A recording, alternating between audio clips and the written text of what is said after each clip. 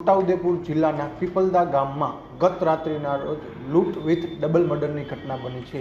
લૂંટારુઓ લૂંટ કરવા માટે વૃદ્ધ દંપતીની ક્રૂરતાપૂર્વક હત્યા કરી અને વૃદ્ધાએ પહેરેલા પગના કડા કાઢવા માટે તેના પગ કાપી લીધા હતા અને કડાની લૂંટ ચલાવી ફરાર થઈ ગયા હતા। બનાવની જાણ થતાં સ્થાનિક પોલીસની ટીમ અને એલસીબી સહિતની ટીમ ઘટના સ્થળે પહોંચી હતી। ગઈકાલે કવાંટ પોલીસ સ્ટેશન ખાતે પીપલદા ગામે જરી નિશાળ ફળિયા ખાતે બે વૃદ્ધ દંપતીની લૂંટના ઈરાદે હત્યા કરવામાં આવી છે, જેમાં મરણ જનાર ગંજીભાઈ અને તેમના પત્ની ચીમટીબેન, તેમના પત્નીના બંને પગ કાપીને કડા ચોરી લૂંટ કરી લેવામાં આવેલ છે, જે બાબતે હાલ પોલીસ તપાસ ચાલુ છે।